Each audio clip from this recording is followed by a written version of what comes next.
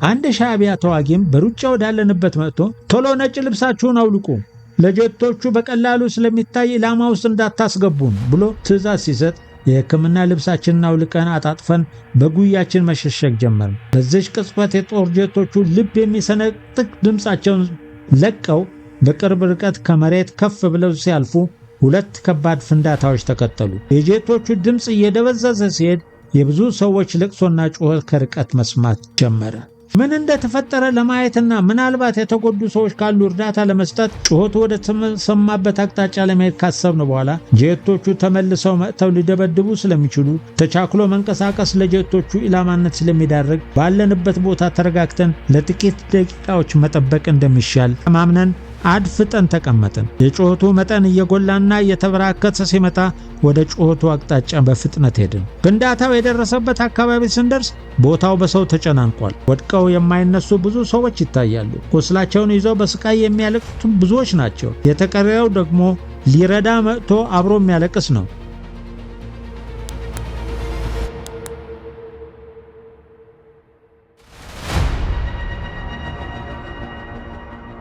ውድ አድማጮቻችን እንዴት ሰነበታችሁ?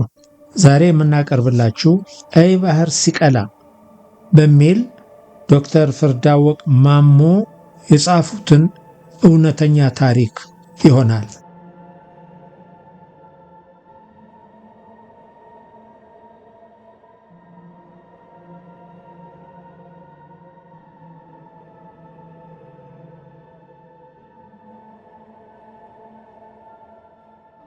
ሀገሩ በባህር የተከበበ ነው። እንዳው ለማምለጥ ቢያስብ ሰው በዋና ወዴት ይሄዳል? እኛ እንኳን በምድር እያዘገምንም ቢሆን አስመራ መግባት እንችላለን። የጦር አውሮፕላኖችና ሄሊኮፕተሮች ሰማዩን እንሸራሸሩበታል። ባለፉ ባገደሙ ቁጥር ደግሞ የአየር መቃወሚያው ይንጫጫል። ምን ኢላማ አድርገው እንደሚተኩሱ አይገባኝም። ምክንያቱም ጄቶቹ ከጉሙ ጥቅጥቅነት የተነሳ አይታዩም። እኛንም የሚያዩን አይመስለኝም። ባንታያቸው ነው እንጂ ይህን ያክል ሰማዩን ሲመላለሱት እስካሁን የሚርመሰመሰውን የሻዕቢያ ጦር ይሁን ወይስ ሕዝብ ሳያገዩት አይመለሱም ነበር፣ እኛንም አይምሩንም ነበር እላለሁ። የምሳ ሰዓት ቢያልፍም ምሳ ስጡን ብለን አልጠየቅንም። ምሳ ልስጣችሁ ብሎ እጁን የዘረጋም የለም። ሰኞ ቀን በሰላም ያለፈ መሰለ። ጉሙም እየጠራ መጣ። በጊዜ ሳይጨል ምግባችሁን ተቀበሉ የሚል የምስራች ድምፅ ተሰማ። ሁሉም ከመቅጽበት ተነስቶ ወደ ምግብ ማደያው ድንኳን አመራ። ሰልፉ ረዥም ቢሆንም መስተንግዶ ፈጣን ነበር። ሲስተር ሰላማዊት አብረዋት ከሚሰሩ ነርሶች ጋር ነች። አብረው ይቀመጣሉ፣ አብረው ይበላሉ፣ ይጫወታሉ። በዚህ ሰዓት ብዙ የሚያስፈራ ነገር ባለመኖሩ የሲስተር ሰላማዊት አብራኝ ለመሆን ያለመፈለግ ይሁን ያለመቻል ብዙ አላስጨነቀኝም። ምንም ይሁን ምን ብቻ እርሷ ሰላም ትሁን አልኩ። በአይኔ ግን እከታተላታለሁ። ሲስተር ሊዲያ ግን ካጠገቤ አልተለየችም። ግርማም መሄጃ እንደሌለው ከኔ ተጣብቋል። ለምሳም ለእራትም የተመደበልንን ሁለት ደረቅ ኮቾሮ ተቀብለን የሻይ መጠጫ ጣሳ እስኪለቀቅልን እየተጠባበቅን ደረቅ ኮቾሮ መቁርጠም ጀመርን። ያችን ስኳር የበዛባት ሻይ አይሏት ቡና ከጠጣን በኋላ ወደምናርፍበት አካባቢ ሄደን መሬት ላይ ተቀምጠን ወሬ ጀመርን። ወሬው የቀኑ ታሪኮች ቅጥያ ነበር። ተራው ያልደረሳቸው የቡድኑ አባላት አስተያየታቸውን የሚሰጡበትና ወሬዎች የሚደጋገሙበት ውይይት ነው። ትግርኛ ተናጋሪ ያልሆኑት የሥራ ባልደረቦቼ ምን እየተወያዩ እንደሆነ የማወቅ ጉጉት ቢያድርብኝም እነርሱን ሄዶ የመቀላቀሉ ሐሳብ አልተዋጠልኝም። በቋንቋ መቧደን አይመቸኝም። እስቲ ለጊዜ ትንሽ ጊዜ እንስጠው አልኩ በልቤ። እየጨለመ ሲሄድ ለመኝታ የሚሻል ቦታ ፍለጋ አሰሳ ውስጥ ገባን። ቦታው አሸዋማ መሆኑ ያለፈው ሌሊት ካሳለፍነው ቦታ ለመኝታ የተሻለ ነው። ግን በረሃ ስለሆነ እባብና ጊንጥ እንዳይኖሩ ስጋት ነበረን። በሚገርም ፍጥነት ደመናውና ጉሙ እየጠራ በመምጣቱ ከዋክብቱ በዛፎች መካከል ጥርት ብለው ይታያሉ።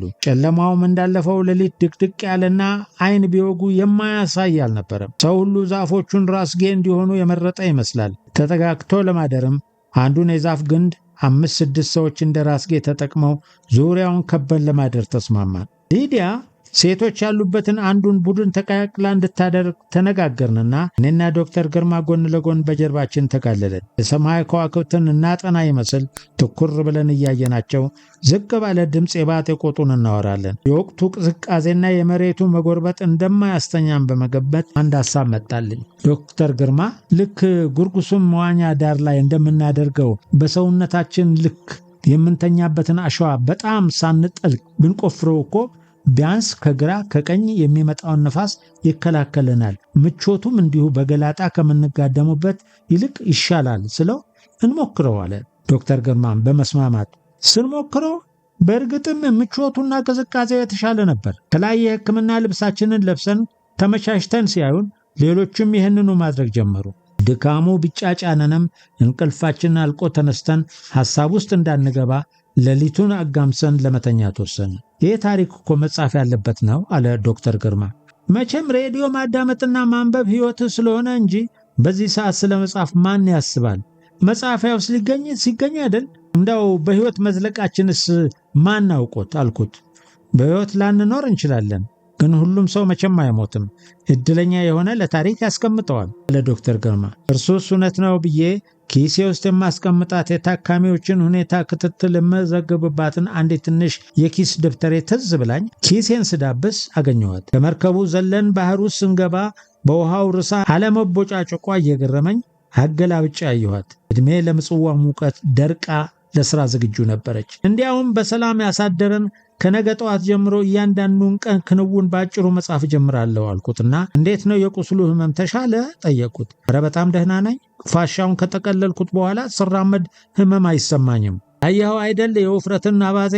ጠዋት አብረን ስፖርት እንድንሰራ ስለምንም እምቢ ብዬ ሳልጨርስ በቃ አሁን ሰላም ይውረድልን እንጂ ሳሉል ሳላድር ስፖርት መስራት ጀምራለሁ እየሳቁ ስለት መሳልህ ነው አይደለ ስለው የአስበተፈሪው ሰው ዶክተር ግርማ በሰላም ከቤተሰቦቼ ጋር ይቀላቅለኝ እንጂ ለቁልቢ የተሳልኩትን እኔ ያውቀዋለሁ። ቁልቢ ገብርኤልን በጣም ይወዳል ያከብራልም። አንዳንዴ ግራ ሲገባውም የቁልቢው ገብርኤል ያውቃል ማለት ልማዱ ነው። ከግርማ ጋር የምንተዋወቀው ከሕክምና ትምህርት ቤት ጀምሮ ነው። ግርማ ቀድሞኝ ተመርቆ አዲቀይ ሆስፒታል ተመድቦ ስራ ጀመረ። ከአንድ ዓመት በኋላ ከአዲኋላ በጦርነት ተፈናቅዬ አዲቀይ ለጥቂት ወራት አብረን ከሰራን በኋላ ግርማ ወደ ምጽዋ ተዛወረ። ከአንድ ዓመት በኋላ ምጽዋ ተመድቤ እንደገና ስንገናኝ አንተ ሰው እኔን መከታተል ቢቀርብ አይሻልም ብሎ ነበረ በቀልድ የተቀበለኝ። ግርማ እንደኔ ብዙ ወጣ ማለት ባይወድም ጥሩ ጊዜ አብረን አሳልፈናል። ማታ ብዙ ጊዜ ዳማና ካርታ እንጫወታለን። ዶክተር ግርማ ታዲያ በሁሉም የሚችለው የለም። በተለይ ዳማ ስንጫወት ወጥመድ አስገብቶ 3 ጠጠር በአንዴ በመብላት ልማዱ ነው። ሁሌም ሲያሸንፈኝ አንተ ግን ሰውነትን ሳይገራገር ነው የምትመስለው፣ የዳማ ጨዋታ እንዳየሁ ግን ተንኮለኛ ነህ ስለው ዶክተር ግርማም ቀጠል አድርጎ አንተ ደግሞ ውጭህ ላይ አራዳ ትመስላለህ፣ በዳማ እንዳየሁ ግን ፋራ ነህ እየተባባል እንቀላለዳለን። የግርማን የዋህነትና ግልጽነት በጣም ወደዋለሁ። ስህተት አይቶ ሳይናገር አለማለፉ ይመቸኛል። በሕክምና ሥራ ላይም ጥፋቶችን አይቶ ሲገስጽ ምህረት የለውም። ግርማ በስነ ደዌ ሕክምና የስፔሻሊስት ትምህርቱን መቀጠል ይፈልጋል። ሸምድዶ ለመያዝ ያለውን አቅም ያክል የእጅ ችሎታውን የሚጠይቁ እንደ የማህፀን ሕክምና፣ ቀዶ ሕክምና የመሳሰሉት ሙያዎች ብዙ አይወድም።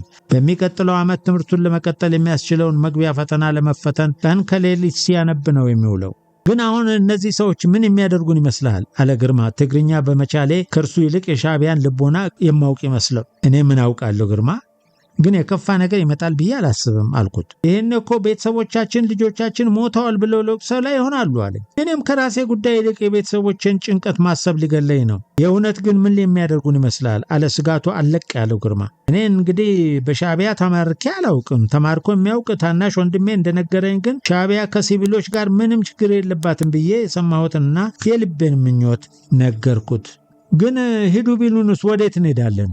መንገድ አናውቅ፣ ገንዘብ የለን፣ ደግሞ አገሩ ሁሉ እንደምንሰማው ጦርነት ነው ብሎ ስጋቱን ተናገረ። የአስመራ ምጽዋ መንገድ የማይታሰብ ነው። ጦርነቱ ወደ አስመራ መንገድ እየተፋፋመ እየተወራ ነው። ምናልባት ከአዲቀይ የአስመራ መንገድ ደህና ከሆነ ግን በፎሮ በኩል አድርገን ወደ አዲቀይ መሄድ እንችላለን። ወያኔ ብዙ የትግራይን ክፍሎች ስለተቆጣጠረች ከአዲቀይ በዛላምበሳ በኩል ወደ አዲግራት መሄድ ይቻላል። ከዚያም ወደ አዲስ አበባ መሄድ ብዙ አይከብድም ብዬ አስባለሁ። እንደኔ ግን ከአዲቀይ ወደ አስመራ መሄዱ ይሻላል ብዬ ገምታለሁ። ምናልባት ቤተሰቦች እዚያው ስላሉ ስለ እነርሱ ጋር ሆኜ የሚመጣውን ብቀበል ይሻለኛል። አንተ ምን ይመስላል ግርማ ብዬ ጥያቄ ያቀረብኩለት። ዶክተር ግርማም ግራ በመጋባት እኔ ምን ሐሳብ ሊመጣልኝ አልቻለም አለ። አይዞን እስካሁን የጠበቀን ፈጣሪ ያውቃል አልኩት። እውነት ነው የቁልቢው ገብርኤል ያውቃል ጨመረ ግርማ። አሁን ብንተኛ አሳልኩ። በክንፉ ይጋርደኛል ብዬ ያመንኩበትን መልአክ እያሰብኩ ደህና አደር ደናደር ተባብለን እንደተኛን ሲያሸልበኝ ደቂቃም አልፈጀም። ልተኛ ልሙት ሳላውቀው ሲነጋጋ ፊቴን የሚዳስስ እርጥበት አዘል አየር ከእንቅልፍ የቀሰቀሰኝ። ማታ በጋደምኩበት አስተኛኘት ራሴን አሸዋ ውስጥ በከፊል ተቀብሮ ሳገኘው ራሴን ጠየቅኩ። እውነት ሳልገላበት አድሬ ነው ወይስ ሲነጋጋ ወደ ነበርኩበት ተገልብጬ? እንዳለፉት ቀናት ጉምም ብዛም አይታይም። የፀሐይ መውጫ ላይ ሰማዩ የጋለ ብረት መስሏል። የተኩስ ድምፅ ጠፍቶ ጸጥታ ሰፍኗል። አብዛኛው ተፈናቃይ እንቅልፍ ላይ ነው። ጥቂት ሰዎች ተጠጋግተው ተቀምጠው ይንሾካሸካሉ። የእንቅልፍ ነገር የማይሆንለት ግርማ ለጥ ብሎ ተኝቷል። ዛሬ ጥሩ እንቅልፍ አግኝተህ ተኝተሃል። አሁን ተነስና ዞር ዞር ብለህ እስቲ ወሬው አይጠፋም ብዬ ለራሴ መመሪያ ሰጠው። እየተዘዋወርኩም ሁሉ የሰፈረውን ሕዝብ ላይ የቁጥሩ ብዛት ከገመትኩት በላይ ነበር። አብዛኛው ሰው የተጠራቀመ የእንቅልፍ እጦቱን ለመበቀል ያሰበ ይመስላል። ጥልቅ እንቅልፍ ውስጥ ነው። አዋቂዎች ብዙ ቦታ ሕፃናትን ከመሃላቸው አስተኝተው አጥር ሆነውላቸዋል። የሰው ውጪ ማደር ምጽዋ ውስጥ የተለመደ ቢሆንም አልጋ ወጥቶ ምቾት ተጠብቆ ነው እንጂ እንደዚህ አሸዋ ላይ አውሬ ይኑር አይኑርበት በማይታወቅ ጫካ ውስጥ አይደለም። እንደዚህ እዚህ ያለው ሕዝብ ግን ጫካ ውስጥ ማደርንም የተለማመደ ይመስላል። ልክ እንደተመቸው ልም ያለ እንቅልፍ ውስጥ ነው። የቤት እንስሳት እንኳን መኖሪያ ተሰርቶላቸው ምንጣፍና ስፖንጅ ላይ በሚተኙበት በየቀኑ ሻወር በሚወስዱበት በዚህ ዘመን ሰው ከቤቱ ወጥቶ በዱር ያድራል። ላዩ ላይ የከረመ ልብሱ ከገላው ተጣብቆ የውሃ ያለህ ብሎ ገላጋይ ይጠራል። ክብሩ የሰው ልጅ የረከሰበት ዘመን፣ ለጥቂት ሰዎች ዝና፣ ስልጣንና ክብር አእላፋት የዋሃን በሚመነዘሩበት ዘመን።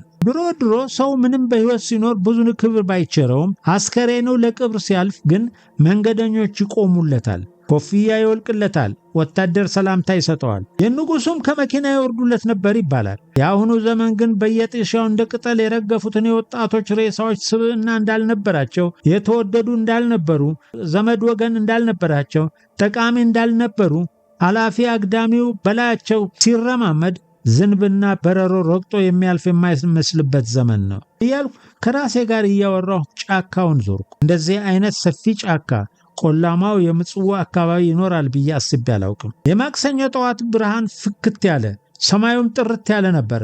በየዛፉ ስር የተጋደሙ ሰዎች መንቃት ጀምረዋል። ይንጠራራሉ። የሚያዩትን ማመን ያቃታቸው ይመስል አይናቸውን ያሻሻሉ። የሕፃናት ድምፅ እዚህም እዚያም ይሰማል። ጓደኞቼ ያልተነሱ ከሆነ ለቁርስ ልቀሰቅሳቸው ወደ ሰፈራችን ተመለስኩ። ስደርስ ሁሉም ተነስተዋል። ግርማም የት ቆይተህ ነው? ሳጣ ጊዜ እኮ ምን አውሬ በላው እያልኩ አለ እየቀለደ። አውሬውማ ከበላ እንዳንተ ያለ ፈርጠም ያለውን ነው እንጂ እኔ ቀጫጫውን ምን ልጠቅመው አልኩ እየሳቁ። ትንሽ አልከሳውም እንዴ ብሎ ጠየቀ ግርማ ወደ ጎን ዞር ብሎ ሰውነቱን እየተመለከተ። ኧረ እባክህ በ5 ቀን ጾም ልትከሳ? ለማንኛውም ቁርስ እንዳያመልጠን በጊዜ እንሂድ አልኩት በችኮላ። ከአካባቢያችን ብዙ ያራቀችውን ሊዲያን እግረ መንገዳችንን ጠርተን ምግብ ማደያው ድንኳን አጠገብ የተሰለፈውን ሕዝብ ተቀላቀል። ቁርስ የተለመደው በሶ መሳይ ምግብ ስኳር ከበዛበት ሻይ ጋር ነበር። ግርማ ሻይ ውስጥ የሚጨመረው የስኳር ብዛት እየገረመው እነዚህ ሰዎች ግን የስኳር ፋብሪካም ሊኖራቸው ይሆን እንዴ ብሎ ጠየቀ። ጦርነት ላይ ምግብ አብስሎ ለተዋጊዎች ማቅረብ ከባድ ስራ ነው። መንግስት የታሸጉ ምግቦች ለወታደሮች የማቅረብ አቅም አለው፣ ፋብሪካዎችም አሉ። ይህ ግን ለሻዕቢያ ቀላል አይደለም። ስለዚህ ይመስለኛል ስኳርን መጠቀም ለተዋጊዎቻቸው የተሻለ ጉልበት ሰጪ አማራጭ ያደረጉት። ማብሰል አይጠይቅም፣ ውሃ ማሞቅ እንጂ። ውሃም ሳይሞቅ ጥሬውን ስኳር ቅመው ረሃባቸውን ማስታገስ ይችላሉ። ይህ የኔ ግምት ነው አልኩ። ግን በዚህ አይነት አመጋገብ እነዚህ ሰዎች የሆድ ድርቀት እንዴት ያስቸግራቸው ይሆን? እኔ ራሴ በዚህ 5 ቀን ከውሃ ሽንት ውጪ ሌላ አልተጠቀምኩም አለ ግርማ። ይህን እያወራን ድንገት የጦር ጄቶች በሰማዩ ላይ ዝቅ ብለው እያስገመገሙ ሲወነጨፉ ሰው ሁሉ የተማከረ ይመስል መሬት ላይ ለጥ ብሎ በደረቱ ተኛ። ጄቶቹ አልፈው ከሄዱ በኋላ የሕፃናት ልቅሶ ጩኸት ጫካውን ሞላው። ብቻ ይህን ሰላማዊ ሕዝብ እንዳይፈጁት። መቼም ከዚህ መረጃ የሚሰጣቸው ከሌለ እዚህ ያለው ሰላማዊ ሕዝብ ይሁን የሻዕቢያ ተዋጊ ፓይለቶቹ መለየት አይችሉም አለ ዶክተር ታሪኩ። አንድ ሻዕቢያ ተዋጊም በሩጫ ወዳለንበት መጥቶ ቶሎ ነጭ ልብሳችሁን አውልቁ፣ ለጀቶቹ በቀላሉ ስለሚታይ ኢላማ ውስጥ እንዳታስገቡን ብሎ ትዕዛዝ ሲሰጥ የሕክምና ልብሳችንን አውልቀን አጣጥፈን በጉያችን መሸሸግ ጀመርን። በዚች ቅጽበት የጦር ጀቶቹ ልብ የሚሰነጥቅ ድምፃቸውን ለቀው በቅርብ ርቀት ከመሬት ከፍ ብለው ሲያልፉ 2 ከባድ ፍንዳታዎች ተከተሉ። የጀቶቹ ድምፅ እየደበዘዘ ሲሄድ የብዙ ሰዎች ለቅሶና ጩኸት ከርቀት መስማት ጀመረ። ምን እንደተፈጠረ ለማየትና ምናልባት የተጎዱ ሰዎች ካሉ እርዳታ ለመስጠት ጩኸቱ ወደ ተሰማበት አቅጣጫ ለመሄድ ካሰብን በኋላ ጄቶቹ ተመልሰው መጥተው ሊደበድቡ ስለሚችሉ ተቻክሎ መንቀሳቀስ ለጄቶቹ ኢላማነት ስለሚዳርግ ባለንበት ቦታ ተረጋግተን ለጥቂት ደቂቃዎች መጠበቅ እንደሚሻል ማምነን አድፍጠን ተቀመጥን። የጩኸቱ መጠን እየጎላና እየተበራከተ ሲመጣ ወደ ጩኸቱ አቅጣጫ በፍጥነት ሄድን። ፍንዳታው የደረሰበት አካባቢ ስንደርስ ቦታው በሰው ተጨናንቋል። ወድቀው የማይነሱ ብዙ ሰዎች ይታያሉ። ቁስላቸውን ይዘው በስቃይ የሚያለቅሱት ብዙዎች ናቸው። የተቀረው ደግሞ ሊረዳ መጥቶ አብሮ የሚያለቅስ ነው። አንዳንድ ሰዎች በየቦታው የሚነደው እሳት ላይ አሸዋ እየዛቁ ይደፋሉ። እሳቱ የሰዎች ገላ ላይም እንደ ሻማ ሲነድ ይታያል። ይህንንም ለማጥፋት ሰዎች እሳቱን በጨርቅ ይመታሉ፣ አሸዋ ይበትናሉ። ከመሃል አንዱ እሳቱ እንዳይፈናጠርባችሁ ተጠንቀቁ፣ አደገኛ ነው አለ ከፍ ባለ ድምፅ። የደረሰው አደጋ እጅግ አሰቃቂ ነበር። ቃጠሎው የሰውነትን ጥልቅ አካሎች ሰርስሮ የሚገባ አይነት ነው። የብዙ ሰዎች የፊትና የእጅ ቆዳ ተልጦ ቀይ የውስጥ ስጋቸው በዙሪያቸው ካለው ከሰል የመሰለ ቆዳ ጋር ሲታይ የሚነዝር ስሜት ይፈጥራል። ቆስለው ከአደጋው በሕይወት የተረፉ ሰዎች በከፍተኛ ስቃይ ይንሰፈሰፋሉ። ሰውነታቸው ይንቀጠቀጣል፣ ያለ ማቋረጥ ይጮኻሉ። ለቁስለኞቹ ምን ማድረግ እንዳለብን ግራ ተጋብተን ቆምን። የሕክምና መስጫ ድንኳኑ ካለበት ቦታ ራቅ ያለ ነው። ተጎጂዎቹንም ወደ ድንኳኑ መውሰድ ያስቸግራል። ሚስተር ሊዲያም እሺ ካሉን ለሻዕቢያዎቹ የሕክምና ባለሙያዎች እንደሆንና ተጎጂዎችን መርዳት እንዳለብን ነግረን የድንገተኛ ሕክምና መስጫ ዕቃዎችንና መድኃኒቶችን በአስቸኳይ ወደዚህ እንዲያመጡ እንንገራቸው አለች። በሐሳቡ ተስማምተን ዶክተር መድኃኔ ለአንድ የሻዕቢያ አባል ሲነግረው አንድ ሌላ ተዋጊ ጠርቶ ካሉን መድኃኒቶች የጠየቁትን አውጥተ አምጣ ብሎ ነገረው። መድኃኒቶቹን ዶክተር መድኃኔ ያ የተከተለው ተዋጊ በቦርሳ ይዘው የተመለሱባት ጥቂት ደቂቃ ዓመት ሆነችብን። መድኃኒቶቹ እንደደረሱ ታካሚ ተከፋፍለን ለሁሉም በታፋ የሚሰጥ የስቃይ ማስታገሻ ከሰጠን በኋላ የተቃጠሉትን ሰዎች የተላላጠ ቆዳ ቫዝሊን ከመቀባትና ፋሻ ከመሸፈን ያለፈ ሌላ ምንም እርዳታ ልንሰጣቸው አልቻልንም። የብዙዎቹ ቃጠሎ ሰፊና ጥልቅ ስለነበረ ከፍተኛ የሕክምና እርዳታ የሚያስፈልጋቸው ነበሩ። አንዳንዶቹ ቁስለኞች ለጊዜው ሕይወታቸው ብትተርፍም የደረሰባቸው ቃጠሎ ደረጃ ግን በቀናት ውስጥ ሕይወታቸውን መቅጠፉ እንደማይቀር የሕክምና ሳይንስ እንደሚተነብይ እያሰብኩ ለተቃጠሉት ሰዎች አዘንኩ። በዚህ ስቃይ ግን ሞት ሳይሻል አይቀርም ስልም ጨካኝ የሆንኩ መሰለኝ። ሐኪም ተብዬ እንደዚህ አይነት አደጋ የተጎዱ ሰዎችን ረድቼ ለውጥ ማምጣት ባለመቻሌ አቅመ ቢስነት ተሰማኝ። የቁስለኞቹ ጩኸት መቀነሱን አይቼ ቢያንስ ግን ስቃያቸውን ማስታገሻቸውን መልካም ነገር ነው ብዬ ራሴን አጽናናው። እንሻረፍ እንዳል ጄቶቹ ቤንዚን ወርሮ ይሆን እንዴ ብዬ ግርማን ስጠይቀው ዶክተር ግርማ ራሱን በአሉታ ነው እየነቀነቀ ቤንዚን አይደለም፣ ይሄ ናፓልም የሚባለው ቦምብ ሳይሆን አይቀርም፣ ለዚያ ፎስፎረስ የሚባለው ቦምብ ይሆናል። ሁለቱም ሰውነትን አቃጥለው ነው የሚገጥሉት አለ። ግርማ በጣም አንባቢ እንደሆነና መረጃ እንደማያመልጠው ባውቅም ይህን ሁሉ የቦምብ እውቀት ከየት አገኘው ብዬ በመገረም ስጠይቀው ጥያቄውን ወደ ጎን ትቶ የሁለቱ ቦምቦችን ቃጠሎ አደገኛ የሚያደርገው አደጋ የደረሰበት ሰው በእጁ እሳቱን ሊያጠፋ ሲሞክር እሳቱ በንክኪ መተላለፉ ነው። ጉዳት የደረሰበት ሰው ማድረግ ያለበት መሬት ላይ መንከባለል ነው። ከውጭ የሚረዳ ሌላ ሰውም የሚቃጠለውን ሰው መንካት የለበትም። በብርድ ልብስ መጠቅለል እሳቱን ኦክሲጅን ማሳጣት ያጠፋዋል። ካልሆነ ደግሞ ነበልባሉ ላይ አፈር መርጨት ሌላ አማራጭ ነው። በዚህ ጥልቅ እውቀቱ ተገርሞ ሲያዳምጠው የቆየው ዶክተር ታሪኩም የሚገርም ነው፣ የቦምቦችም ባለሙያ መሆን አላውቅም ነበር ብሎ ስንሳሳቅ ምንም አይገርምም፣ እንደዚህ አይነት መረጃ እኮ ሁላችንም የሕክምና ባለሙያዎች ሊኖረን ይገባል አለ ኮስተር ብሎ። ግርማ ለተሰነዘሩት አስተያየቶች ትኩረት ሳይሰጥ መረጃውን ማቅረቡን ተከትሎ የሚገርመው የናፓልና የፎስፎረስ ቦምቦች በዓለም የጦር መሳሪያ ስምምነቶች የታገዱ መሆናቸው ነው ሲል ዶክተር ታሪኩም ቀጠል አድርጎ ታዲያ የኛ መንግስት ለምን ተጠቀማቸው ብሎ በመገረም ጠየቀው። አሁን እኮ የዓለም አቀፍ ሕጎችን ማክበር የሚታሰብ ነገር አይደለም። እዚህ ቦምቦች ብቻ ሳይሆን ክላስተር የሚባለው ቦምብና ጸረ ሰው ፈንጂም ክልክል ነው፣ ግን መንግስታችን በገፍ ይጠቀምባቸዋል። ናፓልና ፎስፎረስ ቦምብ ግን መጠቀሙን እስከዚህ ሰዓት ድረስ አላውቅም ነበር ብሎ መለሰ ግርማ። ሌላ ቦምብ አልቆባቸው ነው እነዚህን በዓለም አቀፍ ሕግ የሚያስጠይቁ ቦምቦችን የሚጠቀሙት፣ ያውምና አሜሪካ ጠምደው ይዘዋቸው አለ ዶክተር ታሪኩ። እኔ የተስፋ መቁረጥና የበቀል ይመስለኛል አለ ዶክተር ግርማ። ዶክተር ግርማ ያለው ዓለም አቀፋዊ ዕውቀትና መረጃ ሁልጊዜም ይገርመኛል። ከግርማ ጋር ተቀምጠን ስናወራ የሚባክን ጊዜ የለም። ግርማ በተለያየ መረጃ ያንበሸብሸናል። በሐረር ቋንቋ አርቲ ቡርቲ የሚባለውን ከንቱ ነገር ለማውራት ጊዜ የለውም። ከግርማ የምማረው ሕክምናን ብቻ ሳይሆን ፖለቲካን፣ ኢኮኖሚን፣ ጦርነትና የዓለም የኃይል አስተላለፍን ጭምር ነው። እኔ ግን የሚገርመኝ ሁሉም የጦር መሳሪያዎች ገዳይና አካል አጉዳይ ናቸው። በዚህ መግደል ይቻላል፣ በዚያኛው መግደል ግን ፈጽሞ አይፈቀድም ብሎ ፈሊጥ ምን አይነት ነው? የተሻለ ሞት አለ ማለታቸው ነው? መግደያ መሳሪያ ከመምረጥ ለምን ጦርነቶቹን አያስቆሙልንም ብዬ ጠየቁ፣ ጓደኞቼን እየተመለከቱ። መልሱን የምጠብቀው ግን ከዶክተር ግርማ እንደሆነ ለማመልከት ጥያቄውን ሲጨርሱ ዶክተር ግርማን አየት ሳደርግ አጉል ሰብአዊ እንሁን ሲሉ ነው እንጂ ድሃው የዓለም ሕዝብ በዚህ መሳሪያ ወይ በዚያ ቢተላለቅ ጉዳያቸው አይደለም።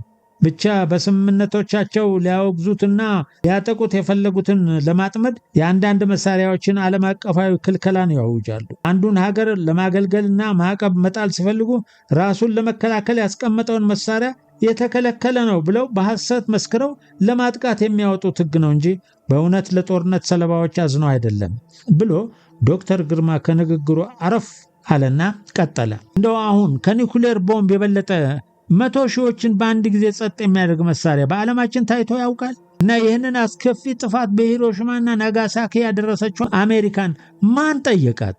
እንደው ያንን አውዳሜ ቦምብ ባይጠቀሙ ኖሮ ሊደርስ የሚችለው ሰብአዊና ቁሳዊ ጉዳት ከሂሮሺማው 10 እጥፍ ሊሆን ይችል ነበረ ብለው የሰፍሩትን ኃጢአት ያጸድቃሉ። ሁላችንም ባልደረቦቹ የሚናገረውን በጥሞና እየተከታተልን እንደሆን በማረጋገጥ በሚመስል አንገቱን ዞር እያደረገ ካየ በኋላ ለተጠየቀው ጥያቄ ትንተናውን መስጠት ቀጠለ። ኃያላኑ ሀገራት ጦርነቶቹ እንዲቆሙ አይፈልጉም። እነዚህ ሀገራት ዓለምን የሚያሽከረክሯት በኢኮኖሚያቸው ጥንካሬ መሆኑ እውነት ቢሆንም ዋና ጉልበታቸው ግን የጦር መሳሪያ ቴክኖሎጂያቸው እድገት ነው። ለምሳሌ ሶቪየት ኅብረትን ብናይ ኢኮኖሚያው እዚህ ግባ የሚባል ባይሆንም በጦር መሳሪያዎቿ ዘመናዊነት እድገትና ብዛት ግን ከአሜሪካ ትበልጣለች ይባላል። ለዚህ ነው የዓለም ኢኮኖሚ ኃያሏ አሜሪካ ሶቪየት ኅብረትን እንደ ጦር የምትፈራትና የምታከብራት።